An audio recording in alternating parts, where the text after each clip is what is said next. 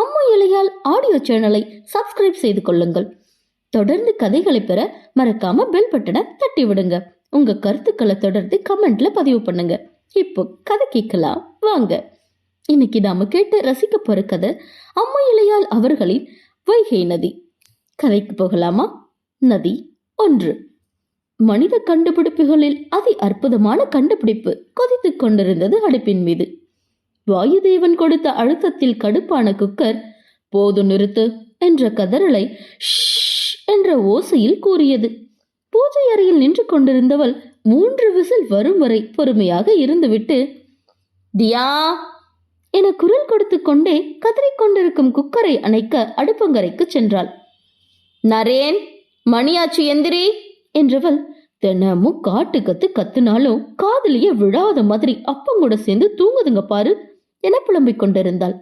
அவள் புலம்பலை சிறிதும் காதில் வாங்கிக் கொள்ளாத இரு மழலைகளும் ஆளுக்கு ஒரு பக்கம் அப்பாவை அணைத்துக் கொண்டு தூங்கிக் கொண்டிருந்தது. குழம்பையும் வைத்து முடித்தவள் கோபத்தோடு கதவை திறக்க மூவரும் நல்ல உறக்கத்தில் இருந்தார்கள். பெருமூச்சு விட்டு இடுப்பில் கை வைத்து, ஏய், 5 நிமிஷத்துக்குள்ள 2 பேரும் பெட்டை விட்டு கீழே இறங்கி இருக்கணும், இல்லைன்னா என்ன பண்ணுவேன்னு எனக்கே தெரியாது என்றாள். அப்பா, அம்மா டெய்லி எப்படிப்பா இந்த ஒரே டைலாக்க புதுசா சொல்ற மாதிரி சொல்றாங்க? அவ ஒரு அம்மா அலாரண்ட செல்லம். அப்பா, என்னடா இன்னைக்கு ஸ்கூலுக்கு லீவு விட சொல்லுங்க. உங்க அம்மா என்னைய லீவு போட வச்சு நாள் முழுக்க அடிப்பாடா. அக்கா, நான் நேத்து சொன்னேன்ல அப்பாக்கு அம்மாவை பார்த்தா பயம்னு. ஏண்டா என கத்த வந்த தந்தையின் வாயை பொத்தியதியா, அப்பா மெதுவா பேசுங்க என ரகசிய குரலில் கூற, அக்காக்கும் பயம் போலப்பா. இடதுபுறம் படுத்திருந்த நரேன் தந்தையின் காதில் கூறி சத்தமில்லாமல் சிரித்தான். உங்க அம்மா இந்த வீட்டோட ஹெட்மாஸ்டர். அவளுக்கு பயப்படாத ஆளுங்க இந்த வீட்டுல குப்பை கொட்ட முடியாதரா மகனே. சிரிக்கும் தம்பியின் வாயையும் பொத்தியவள், அம்மா சத்தத்தையே காணோம் என்றிட, alert alert my strong team, very alert என அவன் எச்சரித்து மணி அடிப்பதற்குள் சரியாக மூவரின் முகத்திலும் தலையணை வந்து விழுந்தது. ரெடி ஜூத் என்ற தந்தை சொல்லி முடிக்கும் முன் போர்வையை விளக்கிய சுட்டிகள் ஆளுக்கு ஒரு பக்கம் தெரித்து ஓட அவர்களை துரத்தி செல்லும் மனைவியை துரத்தினான் இவன். என்னங்க? தன்னை சிறைப்பிடித்து நிற்கும் கணவனை பல்லை கடித்து முறைத்தவள், உங்களாலதான் அவங்க 2 பேரும் இப்படி பண்றாங்க. தினம் ஒரு நாள் போல ஸ்கூலுக்கு லேட்டா வராங்கன்னு டீச்சர் கம்ப்ளைண்ட் பண்றாங்க. ரொம்ப அசிங்கமா இருக்குங்க. மற்ற பேரண்ட்ஸுக்கு முன்னாடி கொஞ்சம் கூட பொறுப்பே இல்லாம அவங்க கூட சேர்ந்து கூத்தடிச்சிட்டு இருக்கீங்க என்றவளை தன்னோடு சேர்த்தணித்தவன், குழந்தைங்க அப்படித்தான் இருப்பாங்க. முதுகில் மூக்கை உரசினான். உதறி தள்ளி, சும்மா டெய்லி இப்படியே கொஞ்சம் சமாதானப்படுத்திட்டு இருக்காதீங்க. அவங்க இன்னைக்கு கரெக்ட் டைம்க்கு ஸ்கூலுக்கு போல அவ்வளோதான் என்றவள் விரலை கடிக்க முயன்றார். தலையில் ஒன்றை வைத்து கடுப்பாகிடுவேன் என்று முறைத்து கொண்டே சமையலறை பக்கம் நகர்ந்தாள். அன்னை செல்லும் வரை பக்கத்து படுக்கையறையில் ஒளிந்து கொண்டு நடப்பதை பார்த்து கொண்டிருந்த சுட்டிகள் சூப்பர்ப்பா ஓடி வந்து கட்டிக்கொள்ள, அம்மா ரொம்ப கோவமா இருக்கா, இன்னைக்கு ஸ்கூலுக்கு கரெக்ட் டைம்க்கு போயிடணும், குளிக்க வைக்க அழைத்து சென்றார். பெண் பிள்ளை தந்தையின் பேச்சை கேட்டு நல்ல பிள்ளையாக குளிக்க செல்ல, சின்ன வாண்டு கதவு ஓரம் நின்று கொண்டு பாவமாக முகத்தை வைத்தது. தினமும் தன்னுடைய செல்ல மகன் கொடுக்கும் தோரணைதான் இது என்பதால் கண்டு கொள்ளாமல் மகளுக்கு துண்டை எடுத்து கொடுத்தான். அரைகுறை குளியலோடு வெளியில் வரும் மகளை உள்ளே இழுத்து வந்தவன் நன்றாக தேய்த்து குளிக்க வைத்து தலையை தூட்டியபடி வெளியில் வர தன் நிலை மாறாமல் அப்படியே இருந்தது அன்னையின் சாயலில் இருக்கும் ஆண் பிள்ளை. அப்பா, இவனை நம்பாதீங்க, அம்மா மாதிரி ஏமாத்த பாக்குறான்ல அப்பாவ. ஆமாப்பா, ஸ்கூலுக்கு போக மாட்டேன்னு அடம் பிடிச்சிட்டு ஸ்கூலுக்குள்ள போனது ஒரே அட்டகாசம். நேத்து கூட ஒரு பையன் கூட சண்டை போட்டுட்டு இருந்தாப்பா. நீ யூனிஃபார்மை போடு, தலைவனை நான் பாத்துக்கிறேன். தன்னை நெருங்கும் தந்தையை கண்டு இன்னும் பாவமாக தன் முகத்தை மாற்றிய சின்ன வாண்டை கண்டு சிரிப்பு வந்தாலும், ஏண்டா நேத்து சண்டை போட்டியா ஸ்கூல்ல விசாரிக்க அமைதியாக நின்றிருந்தது. டேய், நடிக்காம எதுக்கு சண்டை போட்டேன்னு சொல்லு. இந்த வார்த்தையை முடித்து 1 நிமிடம் கூட ஆகியிருக்காது. கண்ணிலிருந்து மடமடவென்று கண்ணீர் கொட்ட ஆரம்பித்தது. நடிப்பில் தன்னையே மிஞ்சும் தன் வாரிசை கண்டவன் அவன் உயரத்திற்கு அமர்ந்து, குச்சியை எடுத்தேன்னு வைய அடி வெளுத்துடுவேன் என்று கையை உயர்த்தியதும் ஆ என்று சத்தமாக அழ ஆரம்பித்தான். பிள்ளையின் குரலை கேட்டு சமைத்துக் கொண்டிருந்த கரண்டியை வேகமாக தூக்கி அடித்துவிட்டு வெளியில் வந்தவள், தினமும் அவனை அழ வைக்கலன்னா உங்களுக்கு தூக்கம் வராதா? உங்க பொண்ணு மட்டும் பதமா கொஞ்சி ஸ்கூலுக்கு அனுப்புறீங்க, இவன் மட்டும் என்ன பண்றான் உங்களை? சண்டையிட துவங்கினாள். அம்மா, இவன் வேணும்னே அழறான். அப்பன்னு ஒண்ணு சொல்லிடக்கூடாது. உடனே வந்துருவா வரிஞ்சு கட்டிக்கிட்டு. ஸ்கூலுக்கு கிளம்புற வழியை பாருடு, படி. இப்ப எதுக்கடி என் பொண்ணை திட்டுற? நீங்க எதுக்கு என் பிள்ளைய அழ வச்சிங்க? நான் அழ வச்சதை நீ பாத்தியா? இவ இந்த வீட்டுல அழறதுக்கு ஒரே காரணம் நீங்க மட்டும்தான். கூட சேர்ந்து கும்மால அடிக்கிற வரைக்கும் அடிச்சுட்டு தனியா துரத்தி விடுற உங்களையும் உங்க பொண்ணையும் தெரியாதா எனக்கு?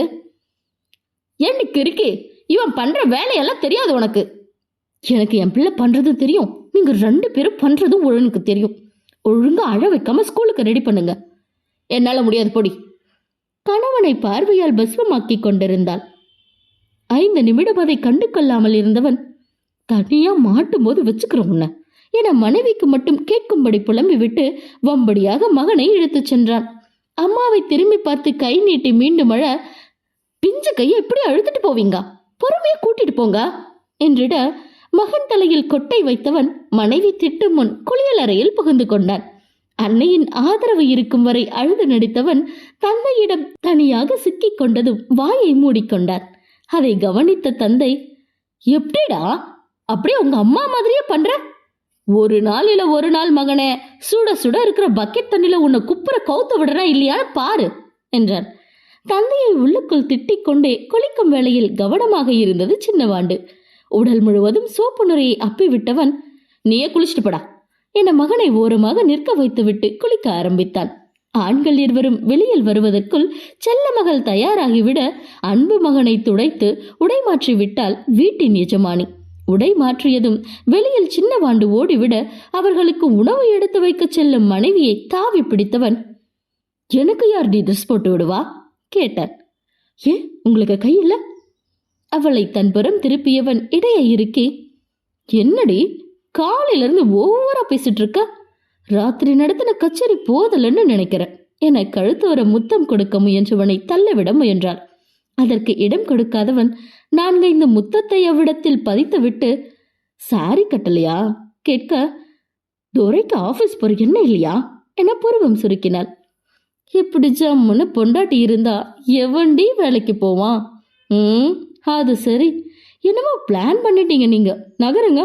நழுவ பார்க்கும் மனைவியை இன்னும் தனக்குள் இறுக்கிக் கொண்டு, லீவ் போடவா காதல் மின்ன கேட்க அவ்வளவு நேரம் எதையும் உணராதது போல் நடித்து கொண்டிருந்தவள் வெட்கம் தாங்காது, இந்த வாரம் மட்டும் 2 நாள் லீவுங்க என்றாள்.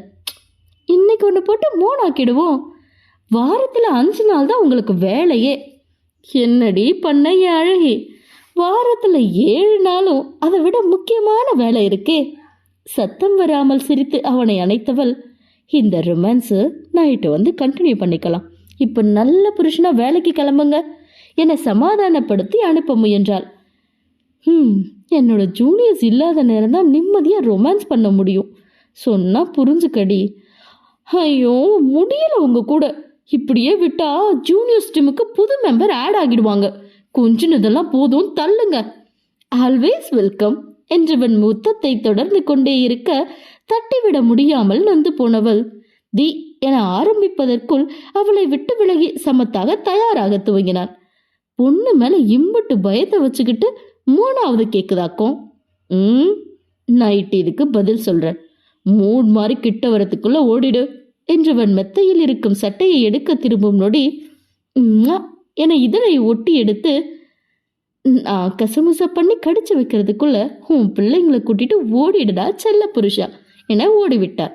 ஒரு வழியாக கணவனை சமாளித்தவள் வெளியில் அடித்து கொண்டிருக்கும் பிள்ளைகளை திட்டுவிட்டு காலை உணவை ஊட்டிவிட அதே காலை உணவிற்காக மேஜை மீது அமர்ந்தார். மனைவியின் கை ருசியை தட்டில் எடுத்து வைத்து ருசி பார்த்தவன், நாளைக்கு ஒரு பர்த்டே ஃபங்க்ஷன் இருக்கு என்ற மனைவியை பார்த்து தலையசைத்தான். எல்லா ஃபங்க்ஷனுக்கும் லேட்டா வரா மாதிரி இருக்கும், வராதிங்க, கொஞ்சம் சீக்கிரமா கிளம்பி வாங்க, நாங்க 3 பேரும் டிப்போ கிட்ட வெயிட் பண்ணிட்டு இருக்கோம். அங்கெல்லாம் வெயிட் பண்ண வேண்டாம், ரெடியாகி இருங்க, நான் சீக்கிரம் வந்துடுறேன். பிள்ளைகள் இருவரும் பள்ளிக்கு செல்ல தயாராக நின்றது. கார் சாவியை எடுத்துக்கொண்டு வெளியேறியவன், இன்னைக்காவது டாட்டா சொல்ல வராம இரு என்றான். முடியாது.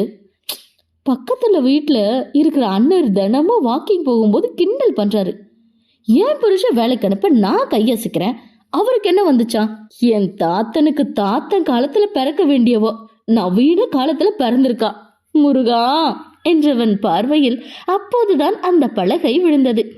அழகாக தங்க நிற பலகையில் கருப்பு நிறத்தில் வைகை நதி இல்லம் என்றிருந்தது. நதி 2. என்னது? தந்தையின் கேள்விக்கு பதில் சொல்ல முயன்ற தம்பியின் வாயை பொத்திய அவ்வீட்டின் மூத்த பெண் குழந்தை, வை அம்மா பேரு, கை அப்பா பேரு, நான் இவன், தி நானு என்றது. மனதினுள் சொல்லி பார்த்தான். வைஷ்ணவி, கைலை மாறன், நரேன், தியா இல்லம் என்று. கணவன் முகத்தில் தோன்றும் கலவையான ரசனைகளை ரசித்தபடி நின்று கொண்டிருந்த வைஷ்ணவி, நம்ம வாங்குற வீட்டுக்கு முன்னாடி இந்த பேர் பலகைய இன்னும் பெருசா வைக்கணுமா மாறன் என்றிட, வெகு வருடங்களாக கனவாக மட்டுமே இருக்கும் இல்லத்தை எப்பொழுது வாங்க போகிறோமோ என்ற பெருமூச்சு கைலை மாறனுக்கு. பெருமூச்சுக்கு பின்னால் இருக்கும் அழுத்தத்தை உணர்ந்த வைஷ்ணவி, சீக்கிரம் வாங்கிடுவோம் என தட்டி கொடுக்க, தள்ளி போயிட்டே இருக்கு வைஷு, கனவு கனவாவே இருந்துடுமோன்னு பயமா இருக்கு என்று கவலை கொண்டார். இந்த நிலைமையில இருக்கணும்னு கூட தான் நம்ம கனவு கண்டிருக்கோம் மாறா, அது நிறைவேறலையா? அதே மாதிரி நமக்குன்னு ஒரு சொந்த வீட்டை நிச்சயம் கடவுள் அமைச்சு தருவார். பா மணியாச்சு என்றதும் வீட்டின் கனவை மறந்தவர்கள் படியிறங்க கைலை மாறனின் அன்னை அழைத்தார். கடைசி படிக்கட்டோடு வைஷ்ணவி நின்று கொண்டாள். அன்னையிடம் பேசியபடி காலில் ஏறியவன் கையசைக்க, பார்த்து போங்க என்று கட்டியவள் வழி அனுப்பி வைத்தாள். உன் பொண்டாட்டி வேலையை விட்டு நின்று 6 மாசம் ஆகுதாமே, உண்மையா? உனக்கு யாருமா சொன்னது? உன் தங்கச்சி அணுதான் சொன்னா. ஓஹோ என்றதோடு பேச்சை நிறுத்தி கொண்ட மகனின் வாயை பிடுங்கினார். அவனும் மனைவி 6 மாதமாக வேலைக்கு செல்லவில்லை என்றிட, தங்கச்சி கல்யாணம் இருக்கு, வீடு கட்டணும், இடம் பார்த்துட்டு இருக்கிறதா சொல்ற, இந்த நிலைமையில அவ வீட்டுல உட்காந்தா எப்படிடா என கேட்டார். என் தங்கச்சி கல்யாணம் என்னோட பொறுப்பு, அதுக்கும் அவ வேலைக்கு போறதுக்கும் எந்த சம்பந்தமும் இல்லை. என்ன அவ கல்யாணம் பண்ணும்போது 10,000 சம்பளம் வாங்கிட்டு இருந்த, எனக்கும் சேர்த்து அவ வேலை பார்த்திருக்காமா. அப்படிப்பட்டவ நான் வேலைக்கு போகலன்னு சொல்லும் போது என்னால என்ன சொல்ல முடியும்? உன் ஒத்தால சம்பளத்தை வச்சு எப்படிடா வீடு வாங்குவ? என் பொண்டாட்டிக்காக நான் வாங்குவமா? என் கூட நேரம் ஒதுக்கணும்னு வேலையை விட்டு நின்னாலோ, இல்ல வேலை பலு அதிகமா இருக்குன்னு வேலையை விட்டு நின்னாலோ அது எனக்கு தெரியாது. ஆனா அவளுக்கு இப்போ ஓய்வு தேவைப்படுதுன்னு மட்டும் எனக்கு தெரியுது. அதனாலதான் சரின்னு சொன்னேன். வீட்லயே வேலை பார்க்கற மாதிரி ஏதாச்சும் பார்க்க சொல்லுடா. முழு நேரமா வேலை பார்க்க போறா? ஒரு மனுஷன் வெளியே வந்து கூட வேலை பார்த்துடலாம், ஆனா வீட்டு வேலை அப்படி இல்லம்மா. உனக்கு இதை நான் சொல்லி புரிய வைக்கணும்னு அவசியம் இல்லை. எனக்காக அவ நிறைய ஓடிட்டாமா. காலையில அவசர அவசரமா வேலையை முடிச்சுட்டு ஆபீஸுக்கு போய் அங்கிருந்து வந்த கையோட வீட்டு வேலை பாப்பா. இந்த 6 மாசமா தான் அவகிட்ட ஒரு அமைதியை பாக்குறேன். அது எனக்கு ரொம்ப பிடிச்சிருக்கு. என் பொண்டாட்டிக்கு எப்ப தோணுதோ அப்ப வேலைக்கு போகட்டும். இத பத்தி அவகிட்ட எதுவும் பேசிடாத. சரிடா, எதுவா இருந்தாலும் நல்லா யோசிச்சு பண்ணுங்க. அன்னையின் அழைப்பை துண்டித்தவன் பிள்ளைகள் இருவரையும் பள்ளி வாசலில் விட்டு விட்டு கிளம்ப, அப்பா பாய் சிரிப்பு மின்ன கையசைத்தார்கள் இருவரும். மா இத போட்டுக்கவா? வேணா நரேன், இத போட்டுக்க, அழகா இருப்ப. எனக்கு இதான் வேணும். அவனுக்கு இதை கொடுத்தா எனக்கு இதை கொடுக்கணும். ஏற்கனவே மகள் ஒரு துணியை காட்டி விருப்பம் தெரிவிக்க அதை மறுத்து ஒரு துணியை கொடுத்து போட வைத்தாள் வைஷ்ணவி. இப்பொழுது மகனும் அதையே செய்ய, அவன்தான் சின்ன பையன், நீ எதுக்கு அவன் கூட போட்டிக்கு வர என்று திட்டினாலும் மகனை கட்டாயப்படுத்தினாள். அந்த சின்ன வாண்டு, என் ஃப்ரெண்டு பர்த்டேக்கு தானே போறோம், அப்போ எனக்கு பிடிச்ச மாதிரி தான் துணி போடணும், நான் இந்த ட்ரெஸ் தான் போடுவேன் என்று அடம் பிடித்தது. அடி வாங்குவனரேன் என்றதும் வழக்கம் போல் கண்ணீர் எனும் ஆயுதத்தை கையில் எடுத்தான் வைஷ்ணவி கைலை மாறனின் 2வது புதல்வன். செல்ல மகனின் அழுகையை காண சகிக்காது அவன் எடுத்ததையே போட சொல்ல மகள் சண்டைக்கு நின்றாள். முதல் குழந்தை பெண் குழந்தையாகத்தான் வேண்டும் என்று அடம் பிடித்த கணவனின் ஆசையை நிறைவேற்ற பிறந்த தியா கையில் ஏந்திய நொடி முதல் அவனின் முழு அன்பிற்கு உரியவளாகிவிட்டாள். அவளுக்கு தந்தையின் செல்லம் அதிகமாக இருப்பதால் இரண்டாவது பிள்ளையின் மனம் நோகக்கூடாது என்பதற்காக முழு அன்பையும் மகன் மீது செலுத்த ஆரம்பித்து விட்டாள் வைஷ்ணவி. ஆனால் இருவரும் இரு பிள்ளைகளுக்கும் சரிசமமாக அனைத்தையும் கொடுத்தாலும் செல்லத்தை மட்டும் ஆளுக்கு ஒன்றாக வைத்து விட்டனர். அதனாலேயே வீட்டில் இரு கட்சி போர் ஏற்படும். தம்பிக்கு மட்டும் சம்மதம் சொன்ன அன்னை தனக்கு சம்மதம் கூறாத கடுப்பில் விறுவிறென்று உள்ளே சென்ற தியா தந்தையை அழைத்து புகார் தெரிவிக்க, உனக்கு பிடிச்சத போட்டுக்கடா செல்லம், அப்பா ஒரு 10 நிமிஷத்துல வந்து அம்மாவை சமாதானம் பண்ணிக்கிற என்றிட தாய்க்கு வக்கணை செய்த மூத்த பிள்ளை தனக்கு பிடித்ததை போட்டுக்கொண்டது. கணவனை மனதுக்குள் திட்டிக் கொண்டே பிறந்தநாள் விழாவிற்கு தயாராகி வந்தாள் வைஷ்ணவி. மூவரும் அவனுக்காக காத்திருக்க வழக்கம் போல் தாமதமாக வீடு வந்தவன் மனைவியின் முறைப்பிலிருந்து தப்பிக்க பறக்கும் முத்தத்தை கொடுக்க, பசங்க இருக்காங்க கண்ணால் பேசினார். குட்டி தேவதை போல் முழு அலங்காரத்தில் நின்ற தன் பிள்ளையை பார்த்து திருஷ்டி கழித்தவன், நீ என்னடா வாட்ச்மேன் வேலைக்கு போறவ மாதிரி நிக்கிற, இதுக்குத்தான் அழுது ஆர்ப்பாட்டம் பண்ணிட்டு இருந்தியா என மகனை வம்பிழுத்தான். எதுக்கு அவங்கிட்ட போறீங்க, இப்பதான் உங்க பொண்ணு அடிச்சான்னு அழுது அடங்கினா என்றவளை கண்டு கொள்ளாது, தலையை என்னடா இப்படி சீவி வச்சிருக்க என அவனது சிகை அலங்காரத்தை களைத்து விட்டு அழ வைத்தான். தந்தையின் செயலில் பெண் பிள்ளை கலகலவென்று சிரிக்க கட்டியவள் கடுப்பில் முறைத்தாள். பிள்ளைகள் பார்க்காது கண்ணடித்தவன், சரிடா அழாத, நீ அழுதா உங்க அம்மாவும் அழுவா போல, போகும்போது அப்பா ஸ்பைடர்மேன் வாங்கித்தர சமாதானம் செய்துவிட்டு தயாராகி வந்தான். நால்வரும் ஊர் கண்படும்படி மகிழ்வாக பிறந்த நாள் விழாவிற்கு சென்றார்கள். நரேன் தன் நண்பனை பார்த்ததும் ஓடிவிட பிறந்தநாள் பையனின் பெற்றோர்களோடு உரையாடி கொண்டிருந்தார்கள் தியாவின் பெற்றோர்கள். அங்கிருந்த சக நண்பர்களோடு பேசியபடி அனைவரும் பிறந்தநாள் விழாவை அழகாக நிறைவு செய்ய உணவு உண்ண தன் பிள்ளைகளை அழைத்து சென்றார் கைலை மாறன். வைஷ்ணவி மட்டும் ஒரு தோழியோடு உறவாடி கொண்டிருந்தாள். அந்நேரம் பழக்கமான தோழி ஒருவர் தன் பிள்ளையோடு வர, என்ன சூரியம்மா இவ்வளவு லேட்டா வரீங்க என அவரோடு பேச சென்று விட்டாள். இருவரும் பேசிவிட்டு மற்ற தோழிகளோடும் உரையாடிவிட்டு சேர்ந்து உணவு உண்ண நகர பிள்ளைகளுக்கு உணவு ஊட்டியபடி அமர்ந்திருந்தான் கைலை. பரவாயில்லையே, உங்க வீட்டுக்காரர் பசங்களுக்கு சாப்பாடெல்லாம் கொடுக்கறாரு. அவர் தான் தினமும் நைட் பசங்களுக்கு ஊட்டி விடுவாரு. என் வீட்டுக்காரர் இந்த டிபார்ட்மெண்ட் பக்கமே வரமாட்டாரு. பல தடவை நானும் கூப்பிட்டு பார்த்து விட்டுட்டேன். பிள்ளைகளை சமாளிக்க தெரியலையே என்னவோ. அதெல்லாம் தெரியும் வைஷ்யோ, தினமும் பண்ண முடியாதுன்னு எஸ்கேப் ஆகிடுவாரு. அப்பவே என் கல்யாணத்துக்கு ஜாதகம் பார்த்தவரு என் வீட்டுக்கார வழிக்கு கொண்டு வர முடியாதுன்னு தெளிவா சொன்னாரு. நான் தான் கேட்காம கல்யாணம் பண்ணி அவரையும் செத்து மேய்ச்சிட்டு இருக்கேன். ஜாதகத்தை எல்லாம் நம்புறீங்களா? அவர் சொன்னது அப்படியே எனக்கு நடந்துச்சு வைஷு. இப்ப கூட என் வீட்டுக்காரருக்கு ப்ரமோஷன் வரும்னு சொன்னாரு. அதே மாதிரி ப்ரமோஷன் வந்திருக்கு. அப்படியா? ஆமா வைஷு, நான் பாக்குற ஜோசியர் தலைமுறை தலைமுறையா ஜாதகம் பாக்குற குடும்பத்தால். அவர் சொல்றது அப்படியே நடக்கும். நீ கூட வீடு வாங்கணும் அது இதுன்னு சொல்லிட்டு இருந்திய, அவரை பாக்குறியா? வேணாம் சூர்யாம்மா, எனக்கு நம்பிக்கை இல்ல. ஒரு தடவை சும்மா பார்த்து பாருங்க என்றவருக்கு அந்த நேரம் இருக்கட்டும் என தலையசைத்து வைத்தாள். இந்த தலையாட்டல் தான் தன் வாழ்க்கையை மாற்றப் போகும் தருணம் என அறிந்திருந்தால் அப்போதே தவிர்த்திருப்பாள். என்ன செய்வது? இதில்தான் வைஷ்ணவியின் வாழ்வின் பெரும் ரகசியம் வெளிவரப் போகிறது. அதை அறியாது பிள்ளைகளை தூங்க வைத்துவிட்டு தன்னவன் மடி சாய்ந்தாள். விடிந்தால் சின்ன குருவிக்கூடு கல்பட்டு விழப்போகும் விதி தெரியாமல். நதி 3. பெண் பிள்ளை தந்தையின் வலது பக்கமும் ஆண் பிள்ளை தாயின் இடது பக்கமும் படுத்து உறங்குவது வழக்கம். தம்பதிகள் இருவரும் எப்பொழுதும் ஒன்றாகத்தான் உறங்குவார்கள். இது வைஷ்ணவி ஏற்படுத்திய சட்டம். தியா பிறந்த புதிதில் நடுவில் படுத்து உறங்கியவள் நரேன் வந்த பிறகு கணவன் அண்மையை தேடி ஏங்கினாள். அவனுக்கும் அதே நிலைதான் நாளுக்கு நாள் அதிகரித்தது. இருவரும் அவர்களுக்குள்ளான அழகிய தருணங்களை தொலைத்ததாக உணர்ந்தார்கள். விட்டு கொடுத்து வாழ்ந்து கொண்டிருந்தவர்களுக்கு நடுவில் சின்ன சண்டைகள் கூட தோன்றி மறைந்தது. பிள்ளை பேருக்காக அப்பொழுது விடுமுறையில் இருந்தவள் வெளி உலகத்தை பார்க்காமலும் கணவன் நன்மையை தொலைத்தும் மன அழுத்தத்திற்கு ஆளானாள்.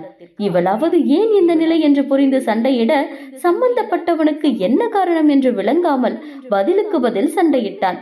காலை எழுந்ததிலிருந்து நட்டு நடு ராத்திரியில் உறக்கம் தெளிந்து கண்முழித்து பார்க்கும் வரை மனைவியே அனைத்தும். அப்படி இருந்தவன் வாழ்வில் 2 பிள்ளைகளும் விளையாடியது. இடைவெளியை எப்படி நிரப்புவது என்று தெரியாமல் தத்தளித்தான். நரேனுக்கு 6 மாதம் ஆகும் வரை இந்த பிரச்சனைக்கு தீர்வு கிடைக்கவில்லை. 7வது மாதம் தொடங்கும் பொழுது வைஷ்ணவியின் பிறந்த நாள் வந்தது. வருடம் மறவாத மனைவியின் பிறந்த நாளை விமர்சையாக கொண்டாடுபவன் புத்துணர்ச்சி பொங்க 6 மாத இடைவெளியை ஓரளவிற்கு பூர்த்தி செய்தான். அன்றைய நாள் அழகாக முடிந்து இரு பிள்ளைகளும் உறங்கிய பின் இரவு முழுவதும் மனம் விட்டு பேசினார்கள். அன்றிலிருந்து பிள்ளைகள் இருவருக்கும் துணையாக ஓரத்தில் படுத்துக்கொள்ள தம்பதிகள் உரசலோடு படுத்துக்கொண்டு விரிசலை ஒட்ட வைத்தார்கள். நரேனுக்கு ஆகிறது 7 வயது, மூத்த பிள்ளைக்கு ஆகிறது 10 வயது. பிள்ளைகள் இருவரும் வளர்வது போல் நாளுக்கு நாள் இவர்களின் காதலும் வளர்ந்து கொண்டிருக்கிறது. வீட்டார்கள் பார்த்து வைத்த திருமணம்தான் இவர்களுடையது. ஐடி துறையில் வேலை பார்த்து கொண்டிருந்த வைஷ்ணவிக்கு திருமணத்தின் மீது நாட்டமில்லை. அதே சூழ்நிலையில் தான் இருந்தான் கைலை. கைலையின் அன்னை மகன் போக்கை பார்க்க சகிக்காது ஊரெல்லாம் வரன் தேட அதிர்ஷ்ட தேவதையாக வைஷ்ணவி வந்தாள். இருவரும் எதிரெதிர் துருவங்களாக இருந்தார்கள். திருமணம் பேசும் பொழுது படிப்பிலிருந்து வாங்கும் சம்பளம் வரை அனைத்திலும் பொருத்தமில்லாமல் இருந்தான் கைலை. தரகரின் கவனக்குறைவால் வைஷ்ணவியின் பெற்றோர்கள் எதிர்பார்த்த வரனுக்கு எதிராக இவனது புகைப்படம் வந்துவிட பார்த்ததும் ஒருவித ஈர்ப்பு வைஷ்ணவிக்கு. முழு விவரம் அறியாதவர்கள் முதல் சந்திப்பை ஏற்படுத்திவிட விவரம் அறிந்த பெற்றோர்கள் வேண்டாம் என்றனர். வருங்கால மனைவியின் விவரம் எதையும் அறியாது பார்க்க வந்தவனுக்கு பெரிய ஈர்ப்பு ஒன்றுமில்லை. மருமகளின் நிலை பற்றி மாமியார் கோமதிக்கு மட்டுமே தெரியும். நல்ல சம்பளம் வாங்கும் பெண் மருமகளாக வந்தால் குடும்ப சூழ்நிலை மாறிவிடும் என்ற எண்ணத்தில் மகனோடு திருமணம் முடிக்க முழு முயற்சியில் இறங்கினார். இது போன்ற எந்த சாக்கு போக்கும் இல்லாமல் முழு மனதோடு தன் முதல் வரனை மனதார ஏற்றாள் வைஷ்ணவி. திருமணமே வேண்டாம் என்றிருந்தவள் அவனை சந்தித்ததில் இருந்து திருமண நாளை எதிர்நோக்கினாள். அவன் குடும்ப சூழ்நிலையும் வாங்கும் வருமானமும் பெரிதாக தோன்றவில்லை இவளுக்கு. தன்னை விட அதிக வருமானம் உள்ள பெண் என அறிந்தும் கைலை திருமணத்தை நிறுத்த முயற்சிக்க, எனக்கு உங்களை ரொம்ப பிடிச்சிருக்கு மாறா என்றார். நான் வெறும் 10,000 சம்பளம் வாங்குற ஒரு மிடில் கிளாஸ் பையன். நாளைக்கே என்னால வேலைக்கு போக முடியாத சூழ்நிலை வந்தா என்ன மனசார பாத்துக்கிற புருஷன்தான் வேணுமே தவிர காசுக்காக கல்யாணம் பண்ணிக்கிற மிஷின் வேண்டாம். காலம் முழுக்க எந்த சூழ்நிலை வந்தாலும் நல்லா பாத்துப்பீங்கன்னு நம்பிக்கை இருந்தா சம்மதம் சொல்லுங்க. உங்க கூட சேர்ந்து உழைக்க நான் ரெடி. நம்ம குடும்பத்தை நம்ம தான் உருவாக்கணும் என அலைபேசி அழைப்பை துண்டிக்க அன்று இரவு முழுவதும் யோசித்தவனுக்கு வைஷ்ணவை விட மனமில்லை. வைஷு என்ற செல்ல பெயரை வைத்து அவன் மனதை படித்தவள், இப்ப நம்ம ஃபியூச்சரை பத்தி எதுவும் பேச வேணாமாரா, கல்யாணம் நல்லபடியா முடியட்டும், புருஷன் பொண்டாட்டியா நம்ம வாழ்க்கையை சேர்ந்து துவங்குவோம் என்றவளின் வார்த்தையில் மயங்கியவன் தான் இன்னும் தெரியவில்லை. திகட்ட திகட்ட காதலை கொடுத்தவள் அவனுக்காகவும் சேர்ந்து உழைத்தாள். கொரோனா காலகட்டத்தில் வேலையை இழந்த கைலைக்கு பக்கபலமாக வீட்டில் இருந்தே உழைத்தாள். தன் வீட்டார்கள் முன்னால் கணவனை ஒரு பொழுதும் நிற்க வைக்க கூடாது என்பதற்காக அவர்களிடம் இருந்து வந்த அனைத்து சலுகைகளையும் நிராகரித்தாள். திருமணமானதோடு சரி, அதன் பின்வரும் சடங்கு அனைத்தையும் மறுத்துவிட்டாள். முழுக்க முழுக்க மாறனின் மனைவியாக மட்டுமே வைஷ்ணவியின் அவதாரம் இருந்தது. கொஞ்சம் கொஞ்சமாக தானும் உழைத்து கணவனையும் உழைக்க வைத்தாள். மனைவியின் அன்பில் தன்னை மெருகேற்றி கொண்டவன் அவளையும் சேர்த்து தாங்கி பிடிக்கும் அளவிற்கு தன் தரத்தை உயர்த்தி கொண்டான். இன்று ஒரு அலுவலகத்தில் ட்ரெய்னராக வேலை செய்து கொண்டிருக்கின்றான். கல்யாணமான புதிதில் வாங்கி கொடுக்க முடியாத அனைத்தையும் வாங்கி கொடுத்து அழகு பார்த்தான். கட்டியவளுக்கு கார் மீது விருப்பம் உள்ளதை அறிந்து அவள் ஆசை கொண்ட காரையே வாங்கி கொடுத்து சிரிக்க வைத்தான். நாளும் பொழுதும் இவர்களுக்காக இப்படியே இயங்கியது உலகம். இருவரும் ஒருவரை ஒருவர் காதலித்து ஒருவருக்காக ஒருவர் விட்டு கொடுத்து தாம்பத்தியத்தை நடத்த துவங்கினார்கள். பார்க்கும் இடமெல்லாம் போகும் இடமெல்லாம் இவர்களைப் போல இருக்க வேண்டும் என்ற பேச்சுக்கள் அதிகமாக ஒலிக்க ஆரம்பித்தது. அப்படி ஒவ்வொரு முறையும் கேட்கும் பொழுதும் வீட்டிற்கு வந்த கையோடு தன் குடும்பத்தை நிற்க வைத்து சுத்தி போடுவாள் வைஷ்ணவி. அந்த அழகான குடும்பத்திற்குள் பெரும் திருஷ்டி விழப்போவதை அறியாமல் தூக்கத்தில் புரண்டு படுத்தவள் பக்கத்தில் கணவன் இல்லாததை கண்டு எழுந்தமர்ந்தாள். அறையில் இல்லை கைலை மாறன். விளக்கு எரியாத குளியல் அறையை பார்த்து அங்கு இல்லை என்பதை அறிந்தவள் மெத்தையை விட்டு எழ பால்கனியில் நின்று கொண்டிருந்தான். மாறா நிதானமாக திரும்பியவன் முகத்தில் இருக்கும் குழப்பத்தை கண்டு, தூங்கலையா என விசாரித்தபடி பக்கத்தில் வந்து நின்றாள். உடனே அவள் தோள் மீது தலை சாய்த்தவன், தூக்கமே வரமாட்டேங்குது வைஷு என்றான். என்னாச்சு? ஒரு கனவு. தூக்கம் போற அளவுக்கு அப்படி என்ன கனவு? எதுவும் பேசாமல் அவள் பின்முதுகில் கை நுழைத்து இடையை தன்னுடன் சேர்த்து கொண்டவன் அமைதியாக கண்மூட, என்னன்னு சொல்லு மாறா என்று கன்னத்தில் கை வைத்தாள். நீயும் நானும் எங்கேயோ ஒரு ஊர்ல இருக்கும். சரியா எந்த இடம்னு ஞாபகம் இல்ல வைஷு. நீ என்கிட்ட பூ வேணும்னு கேக்குற. சரி வான்னு உன்னை கூட்டிட்டு நடக்கிற மாதிரி இருக்கு. 2 பேரும் ரொம்ப சந்தோஷமா சிரிச்சு பேசிட்டு வரோம். நம்மள சுத்தி நிறைய கூட்டம், யாருன்னே தெரியாதவங்க, என்னென்னமோ பேசுற சத்தம். பேசிட்டே பூக்கடை வரைக்கும் வந்துட்டு என்ன பூ வேணும்னு கேட்க திரும்புற. உன்னை காணும். எங்கெங்கயோ தேடி அலையிற. யார் யார்கிட்டயோ கேக்குற. வைஷுன்னு சத்தமா கத்துற. உன்னை எங்கேயும் காணும். உன்னை தொலைச்சிட்டு நடு ரோட்ல உட்கார்ந்து அழற என அவன் கண்ட கனவை சொல்லி முடிக்கும் பொழுதே அதன் தாக்கம் முகத்தில் தென்பட்டது. பதட்டமாகும் அவன் உணர்வுகளை கண்ணம் வருடி சமநிலைக்கு கொண்டு வந்தவள், இது வெறும் கனவு மாறா என்றிட, கனவு மாதிரி தெரியல, இப்ப நினைச்சா கூட என்னமோ பண்ணுது என்றான். தன்னிடமிருந்து பிரித்தவள் முகத்தை கையில் தாங்கி, உன்னை விட்டு நான் எங்க போவேன் மாறா, எனக்கு நீதான் எல்லாம் என்று நெற்றியில் முத்தமிட, லவ் யூ வைஷு அணைத்துக் கொண்டான். மாறா, என்ன அவ்வளோ பிடிக்குமா? என்னோட மூச்சு காத்து நீ இல்லாத ஒரு நிமிஷம் கூட என் வாழ்க்கையில இருக்காது. ரொம்ப சந்தோஷமா இருக்க. அப்படியா என அவளை இன்னும் நெருங்கினான். புன்னகை பூக்க அவன் மார்பில் முகம் சாய்த்து, இதுதான் நான் ஆசைப்பட்ட வாழ்க்கை. யாரையும் காதலிக்காம எனக்குன்னு ஒருத்தன் வருவான்னு காத்திருந்த. முதல் முறை உங்களை பார்க்கும் போது நீங்க தான் எனக்கு காணவன்னு என் மனசு சொல்லுச்சு. என் வீட்டுல கூட சொன்னாங்க, நீ சந்தோஷமா வாழ மாட்ட, கஷ்டப்படுவேன்னு. என் புருஷன் மேல எனக்கு நம்பிக்கை இருக்குன்னு சொல்லிட்டு வந்த. இப்ப அந்த நம்பிக்கை என் முன்னாடி இவ்ளோ காதலோட நிக்கிறத பார்க்கும் போது வாழ்க்கையே நெருஞ்சா மாதிரி இருக்குமாறா. மார்பு முடியில் முத்தமிட்டாள். எப்படியோ போகணும்னு நினைச்ச வாழ்க்கை உன்னால அழகாகிடுச்சு. என் மேல எனக்கு இல்லாத நம்பிக்கை உனக்கு எப்படி வைஷு? அதாங்க காதல். தன்னோட துணை இதுதான் முடிவு பண்ணதுக்கு அப்புறம் சின்ன துளி சந்தேகத்துக்கு கூட இளமில்லாம நம்ம அன்ப மானசீகமா கொடுத்தா ஆசைப்பட்ட வாழ்க்கையை கடவுள் கொடுப்பாரு. என்னை எப்பவும் இதே மாதிரி காதலிப்பியா? கட்டியவன் முகத்தை தலை உயர்த்தி பார்த்தவள், உங்களை காதலிக்கிறதுக்காக பிறந்தவனா மாறா, வந்த வேலையை செய்யாம என் உசுறு போகாது என்றவள் வாய் மீது ஒரு அடி வைத்தவன், என்னடி பேச்சுது? கோபம் கொண்டான். முத்தம் கொடுத்து அந்த கோபத்தை அடக்கி வைத்தவள், நீங்களும் நானும் இன்னும் அனுபவிக்க வேண்டிய சந்தோஷம் நிறைய இருக்கு, அதுக்குள்ள போக மாட்டே மாறா என்றவளின் அன்பிற்கு என்ன ஈடு செய்வதென்று தெரியாமல் மௌனமாக அணைத்துக் கொண்டவன் சிந்தனையில் கண்ட கனவுகள். இவ்விருவரும் மனம் விட்டு ஒருவரை ஒருவர் அணைத்தபடி விடியற்காலை வரை பொழுதை கழித்தார்கள். இன்னும் அந்த பேச்சுக்கு ஒரு முடிவு வராமல் இருக்க கைலை மாறனின் கைபேசிக்கு குட் மார்னிங் சார் என்ற குறுஞ்செய்தியை அனுப்பி வைத்தாள் பவித்ரா. நதி 4. வழக்கம் போல் ஆர்ப்பாட்டம் செய்து பள்ளிக்கு கிளம்பியது மழலைகள். இரவெல்லாம் தூங்காமல் விழித்திருந்தவன் மனமே இல்லாமல் அலுவலகத்திற்கு சென்று வீடு திரும்பிவிட்டான். மூவரையும் விரட்டி விட்டவள் மிச்சமிருக்கும் வீட்டு வேலைகளை கவனித்துக் கொண்டிருக்க காலிங் பெல் அடித்தது. யாரோ என்று தெரிந்தவள் கணவனை பார்த்ததும், ஹே என்ன மாறா? ஆச்சரியம் மிக மிளிர கேட்டார். இது போன்று என்றும் அலுவலகத்திலிருந்து பாதியில் வந்ததில்லை கலையிலை மாற. அதுவும் வேலைக்கு கிளம்பிய 1 மணி நேரத்தில் திரும்பி வந்தது இதுதான் முதல் முறை. பதில் ஏதும் சொல்லாமல் இருக்கையில் அமர்ந்தவனை பார்த்து கொண்டே பக்கத்தில் அமர்ந்தாள். இன்னும் அந்த கனவை விட்டு வெளியே வரலையா என்று கேட்க, அது இல்லடி என அவள் மடியில் தலை வைத்தான். சில நிமிட அமைதிக்கு பின், இடம் ஒண்ணு கைக்கு வர மாதிரி இருந்து போயிடுச்சு வைஷு, இது அமைஞ்சிடுன்னு ரொம்ப நம்பிக்கையா இருந்த. எதனால? லோன் கிடைக்கல, பட்ஜெட் ரொம்ப பெருசோ. நம்ம கைக்கு அடக்கமா பார்க்கணுமாரா? ஆசைப்பட்டதுக்காக வானவில்ல வளைச்சு கையில வச்சுக்க முடியுமா? எத்தனை தடவை சொன்னாலும் புரிஞ்சுக்க மாட்டேங்கிற. உன்னை சொர்க்கம் மாதிரி ஒரு வீட்டுல வச்சுக்கணும்னு ஆசைப்படுறது தப்பா? இருக்கிற வீட்டை சொர்க்கமா மாத்து.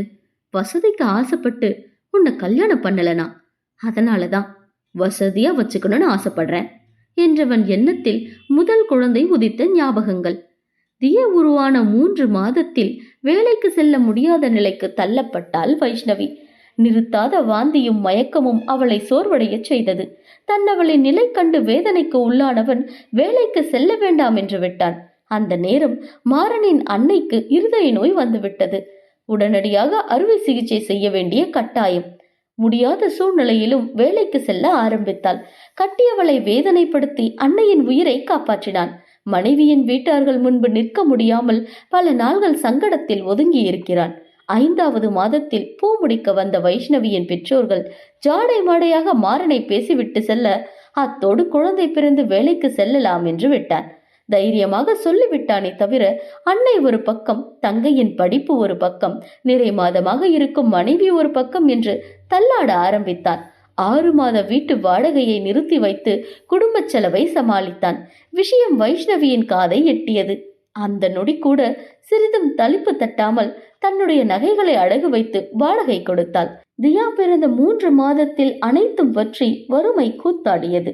பெற்றோர்களிடம் கேட்க மனமில்லை. தொடர்ந்து வேறு வேலைக்கு முயற்சித்துக் கொண்டிருக்கும் கணவனை ஒன்றும் கேட்க முடியவில்லை. பாலூரு மார்பில் எண்ணற்ற கவலைகள். சில நேரம் சாப்பிடாமல் கூட பசியாற்றி இருக்கிறாள் பிள்ளைக்கு. அந்த நேரமெல்லாம் கணவனும் மனைவியும் மனம் தளராமல் வருங்காலத்தை வர்ணனை தீட்டி வைப்பார்கள். தியா ஆழ்ந்த உறக்கத்தில் இருக்க, மாறா என்றழைத்து அவன் மார்பில் தலை வைத்தவள், மாசம் வாடகை பத்தி யோசிச்சு வெறுப்பா இருக்கு. நமக்குன்னு சொந்தமா ஒரு வீடு வேணும். எப்படியாவது சாகிறதுக்குள்ள மண்ணை வாங்கி போட்டு வீடு கட்டணும். நம்மள மாதிரி நம்ம பிள்ளைங்க கஷ்டப்படக்கூடாது.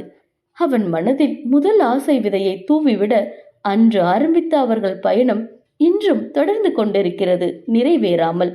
சின்னதா ஒரு இடம் வாங்கி வீடு கட்டுவோம். அதுக்கப்புறம் நீ ஆசைப்பட்ட மாதிரி ரொம்ப பெருசா வாங்கிடலாம் என அவள் எவ்வளவு எடுத்து கூறியும் சமாதானமாகவில்லை கைலை மாறன். நேரமே சரியில்லை வைஷு, மனசுதான் காரணம் மாறா. கண்டதையும் யோசிக்காம கொஞ்ச நேரம் படுத்து தூங்கு. கடைக்கு சென்று சிக்கன் எடுத்து வந்தவள் அவனுக்கு பிடித்த பிரியாணியை கமகமக்க செய்ய துவங்கினாள். கை சமையலை கவனித்துக் கொண்டிருந்தாலும் எண்ணம் கணவனை சுற்றியது. ஒருவேளை நேரம் சரியில்லையோ என்று யோசிக்க ஆரம்பித்தாள். அப்போதுதான் பிறந்தநாள் விழாவில் தோழி சொல்லியது ஞாபகத்திற்கு வந்தது. ஜாதகம் மீது பெரிதாக நம்பிக்கை இல்லை இவளுக்கு. ஆனால் இவள் அன்னை அடிக்கடி ஜாதகம் பலிக்கும் என்று சொல்லியது ஞாபகத்திற்கு வந்தது. முயற்சித்து பார்க்கலாம் என்று தோழியை அழைத்து ஜாதகம் பார்ப்பவரின் எண்ணை வாங்கினாள். விதி ஜாதகத்தின் ரூபத்தில் வருகிறது என்பதை அறியாமல். ஹலோ என்றாள். சிவாய நமக, ஜோதிடர் முத்துக்குமரன். சொல்லுங்க, என்ன விஷயமா கூப்பிட்டு இருக்கீங்க? என் ஃப்ரெண்ட் சாரதா உங்க நம்பர் கொடுத்தாங்க சார். எனக்கும் என் கணவருக்கும் ஜாதகம் பார்க்கணும். ரொம்ப நாளா வீடு வாங்கணும்னு முயற்சி பண்ணிட்டு இருக்கோம். சரியா அமைய மாட்டேங்குது. உங்க பேர், பிறந்த தேதி, ஊரு, நேரம் எல்லாம் எனக்கு வாட்ஸ்அப்ல அனுப்பி வைங்கம்மா. பார்த்துட்டு கூப்பிடுறேன்.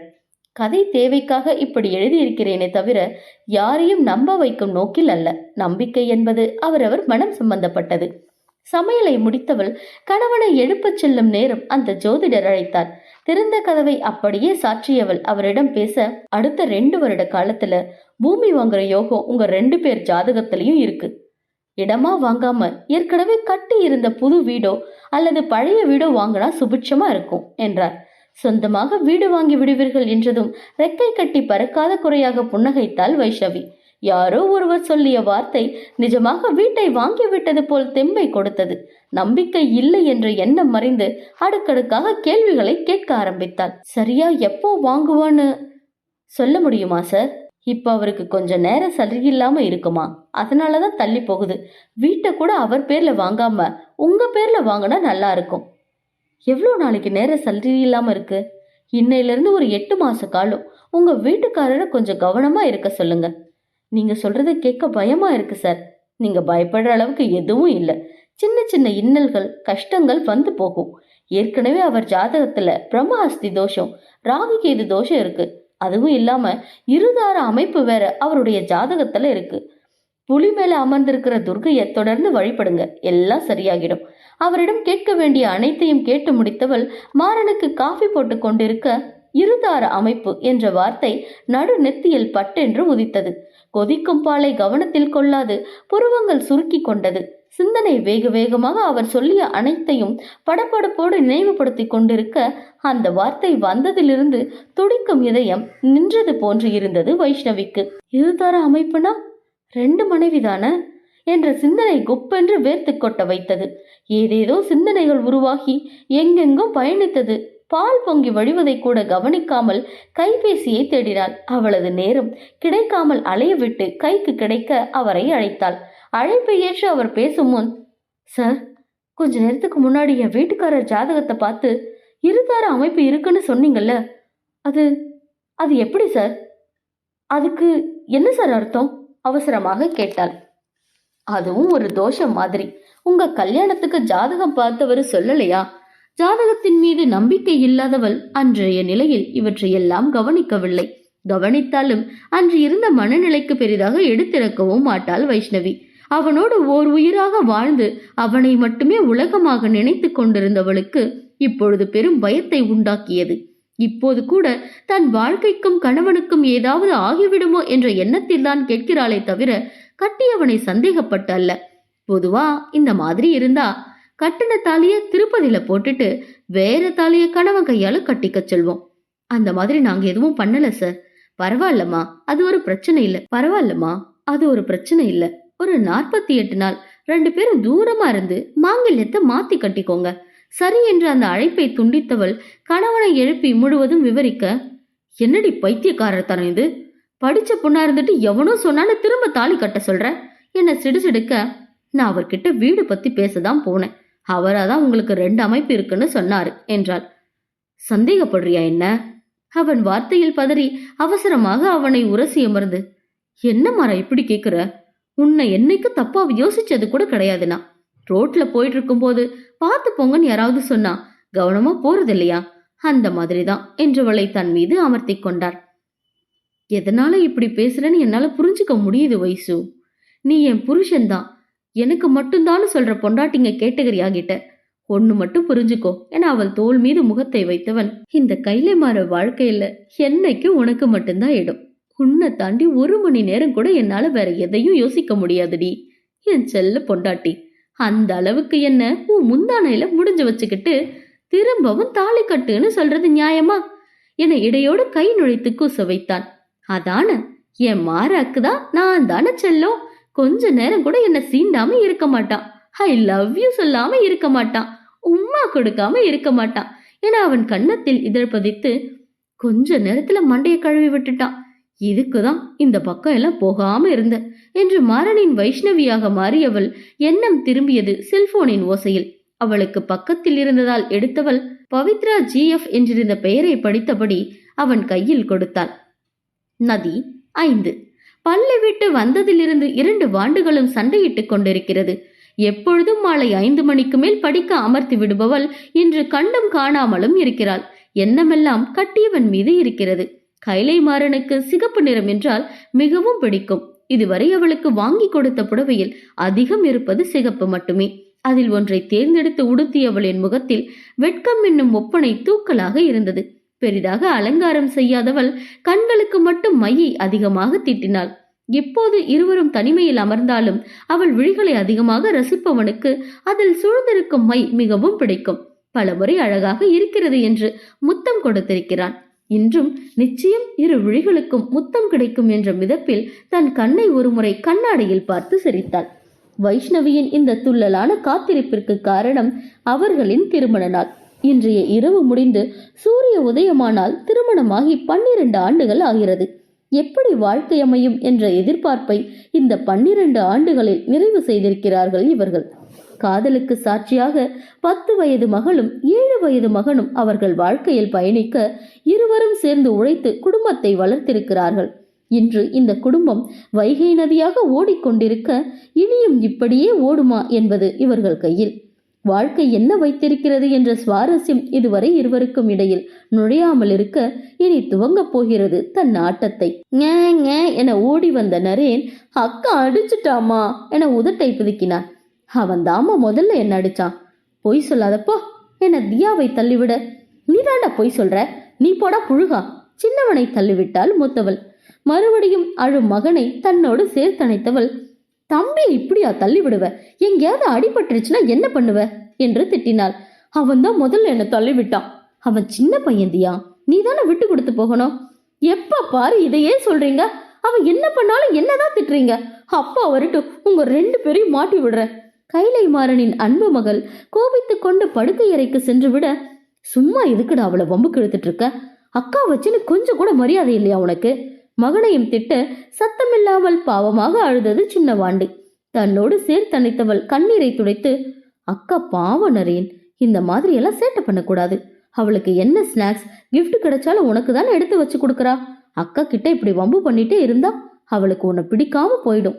சமாதானம் செய்ய அழுகையை நிறுத்துவதாக இல்லை நரேன். சரி சரி அழாத தங்கம், அம்மா உனக்கு கிஸ் தரேன். பல முத்தங்களை கொடுத்தும் சமாதானமாகாத தன் பிள்ளையை தூக்கி வைத்தவள் குளிர்சாதன பெட்டியில் இருந்த சாக்லேட் ஒன்றை எடுத்து கொடுக்க இறங்கி ஓடியது அக்காவை தேடி.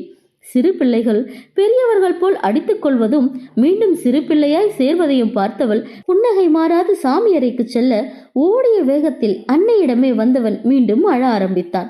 இப்ப என்னடா? நான் அக்கா கிட்ட சாரி சொல்லி இந்த சாக்லேட்டை கொடுத்தம்மா, தூக்கி அடிச்சுட்டு போடான்னு சொல்லிடுச்சு. 2 பேரும் அடங்க மாட்டீங்க என்றவள் முதலில் சின்ன பிள்ளையை சமாதானம் செய்து பெரிய பிள்ளையை சமாதானம் செய்ய சென்றாள். தியாவோ முகத்தை தூக்கி வைத்துக் கொண்டு தன் விளையாட்டு பொருட்களோடு விளையாடி கொண்டிருக்க, தம்பி குட்டி பையன் தியா, உன்ன மாதிரி புரிஞ்சுக்கிற வயசு வரும்போது அவனையும் அம்மா உன்ன மாதிரி தான் திட்டுவேன். இதுக்கெல்லாம் என் தங்க பொண்ணு கோச்சுக்கலாமா? கன்னத்தை தொட வந்த அன்னையின் கையை தட்டி விட்டவள், போ உங்க 2 பேரு பேச்சும் கா என்றாள். 5வது படிக்கும் தன் வளர்ந்த சிறு குழந்தையை எப்படி சமாதானம் செய்வது என்ற சூட்சுமத்தை அறிந்தவள் புன்னகையோடு சின்ன பிள்ளையை தூக்கி கொண்டு, உன் அக்கா நம்ம பேச்சு காவா, சரி விடு, அவளுக்கு நம்ம கூட விளையாட கொடுத்து வைக்கல என மகளை ஓரக்கண்ணால் கண்காணித்தாள். அவளும் கண்டு கொள்ளாமல் விளையாடி கொண்டிருக்க அம்மாவும் தம்பியும் பபுள்ஸ் விளையாடலாமா என மீண்டும் மகளை பார்க்க இப்போது இருவரையும் பார்த்தாள் தியா. கைலை மாறன் வர நேரமானால் மூவரும் அடிக்கும் கூத்துதான் இது. வைஷ்ணவிக்கு சோப்பு நுரை ததும்பிய முட்டை விடுவதில் அலாதி பிரியம். தன்னை போல் தன் 2 பிள்ளைகளையும் வளர்த்து விட்டவள் நேரம் ஓடாமல் இருந்தால் இவைகளை பறக்க விட்டு நேரத்தையும் பறக்க வைத்து விடுவாள். மூத்தவள் பார்க்கும்படி சின்னவனை வைத்து கொண்டு நுரை முட்டையை மகளை பார்த்து ஊதிவிட அவள் முகத்தில் பட்டு தெரித்தது. கோபித்துக் கொண்டிருந்தவள் மெல்ல தம்பியோடு கைகோத்து, அப்படி இல்லடா கூட அக்கா சொல்லித்தர விளையாட ஆரம்பித்து விட்டாள். பிள்ளைகள் இருவரும் சேர்ந்து கொண்டதில் மகிழ்ந்தவள் ஆசை தீர விளையாடிவிட்டு அதை கீழே வைக்கும் நொடி அழைப்பு மணி அடித்தது. கட்டியவனின் ஞாபகம் மின்னலாய் மனதில் படபடக்க அவசரமாக சென்றவள் திரும்பி வந்து கண்ணாடியில் ஒரு முறை தன்னை பார்த்து கொண்டு கதவை திறக்க அவளுக்காக காத்திருந்தவன் மதிமயங்கி போனான் அவள் அழகில். வெட்கம் நிறைந்தாலும் சிரிப்பில் அதை மறைத்து புருவம் உயர்த்த இவ்வளவு அழகான அலங்காரத்திலும் பூ வைக்காதவள் எண்ணத்தை படித்தபடி வாங்கி வந்ததை நீட்டினான். அவளுக்காக பலமுறை மல்லிகைப்பூ வாங்கி கொடுத்திருந்தாலும் இன்று புதிதான உணர்வை கொடுக்க தவறவில்லை. ஆசையோடு வாங்கியவள் நேராக ஓடி கண்ணாடி முன்னாடி நிற்க அவளுக்கு பின்னால் செல்ல நினைத்தவனை பிள்ளைகள் சூழ்ந்து கொண்டது. தந்தையான கடமையை தவறாமல் செய்ய நினைத்தவன் 2 பிள்ளைகளையும் தூக்கி கொண்டு கொஞ்ச மிச்சம் வைக்காமல் அனைத்து பூவையும் தலையில் வைத்து அழகு பார்த்தவள் அவன் பார்ப்பதற்காக வெளியில் வந்து நின்றாள். தந்தை என்ற கடமை மறந்து கணவன் என்ற கடமை தலைக்கு மேல் கூத்தாடியது. அருகில் சென்று கட்டி அணைக்க பரபரத்தது கைகள். செய்ய முடியாத நிலையில் பார்வையால் தனக்கு சொந்தமானவளை மென்று முழுங்க கட்டி அணைத்திருந்தால் கூட மேனி இந்த அளவிற்கு சிவந்திருக்காது வைஷ்ணவிக்கு. உடல் எல்லாம் கூச தனிமைக்காக காத்திருந்தாள். அப்பா, இன்னைக்கு இவன் அடிச்சான். இல்லப்பா, அக்கா தான் என்ன முதல்ல அடிச்சா.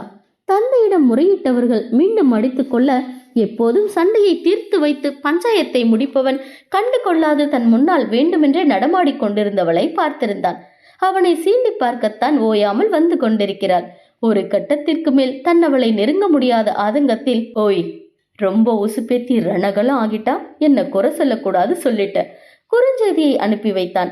அவனுக்கு எதிரில் அமர்ந்தவள், பார்த்துக்கலாம் புருஷா பதிலுக்கு அனுப்ப, அப்படி போக்காதடி கடிச்சு வச்சிடுவேன் அனுப்பினான். நானும் கடிப்பேன். அதுக்கு சான்ஸ் கொடுத்தாதானே? மேடமுக்கு இன்னைக்கு நோ ஆக்ஷன், ஒன்லி ரியாக்ஷன். அதையும் பார்த்துடுவோம். நாளைக்கு எதுக்கும் ஆபீஸ்க்கு லீவ் சொல்லிடு. எக்கு தப்பா ஏதாச்சும் ஆகி அப்புறம், ஓய் பதறாத மாறா, நான் கடிச்சு வச்ச காயம் 4 பேர் கண்ணுக்கு படும்னு சொன்னேன். மேடம் ஃபுல் ஃபார்மல்ல இருக்கீங்க போல. என்ன பண்ண, பெர்ஃபார்மன்ஸ் பண்ண ஆள் இருந்தும் சும்மா இருக்க. கட்டண புடவை வேஸ்டா போயிடும் போலையே. அடியே சும்மா இருடி. வெட்கப்படாத புருஷா, பசங்க இருக்காங்கன்னு கூட பார்க்காம கடிச்சு வச்சிருவான். ஐயோ கொல்றாளே. எடுத்துக்க, கொஞ்ச நேரத்துல அதுக்குள்ள மேக்கப் கலைஞ்சிடும். அது எதுக்கு வேஸ்டா? சி, லிப்ஸ்டிக் ஓவரா இருக்கிற மாதிரி இருக்கு, வந்து தொடச்சு விடவா என்றவன் உதட்டை எச்சில் படுத்த என்று கொண்டட்டினான். ஓ அப்படியா? தைரியம் தான் உள்ள வரியா? உனக்கு தைரியம் இருந்தா உன் பசங்களை விட்டுட்டு உள்ளவா. 2 பேரும் டிவி பார்த்துட்டு இருங்க, அப்பா பாத்ரூம் போயிட்டு வர என்றவனை பார்த்து கமுக்கமாக சிரித்தவள், டீ போட்டு எடுத்து வரவா? சத்தமாக கேட்டாள். பாத்ரூம் போயிட்டு வரேன், டீ எடுத்துட்டு உள்ளவா.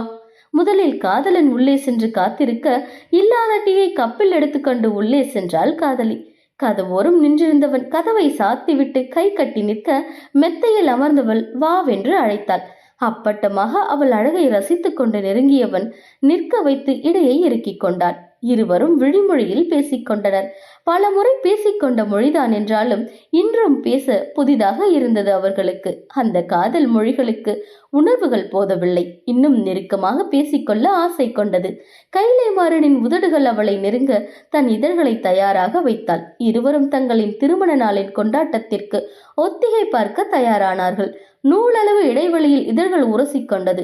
அவள் உதட்டுக்குள் புகுந்து உயிர் ஜீவனை மொத்தமாக தன் உதட்டுக்குள் திருடிக் கொள்ள நினைத்தவன் இன்னும் நெருக்கமாக சேர்த்தனைத்து பின்னந்தலைக்கு கை கோர்க்க தன் கைகளை அவன் தோள் மீது வைத்து தன் பக்கம் இழுத்தான். ஒருவரை ஒருவர் விழியால் விழுங்கிக் கொண்டு இதழால் முழுங்க நெருங்க, அப்பா மா என்ற இரு பிள்ளைகளின் ஓசையில் அடித்து பிடித்து விலகி நின்றார்கள். இடைப்பட்ட நேரத்தில் ஒரு சண்டையை போட்டு தங்கள் ஆதரவிற்கு பெற்றோர்களை அழைக்க வந்த பிள்ளைகள் இருவருக்கும் நடுவில் வந்து நிற்க மோகம் குறையாது அசடு வழிந்தபடி நின்றார்கள் கைலேமாறன் வைஷ்ணவி தம்பதிகள்.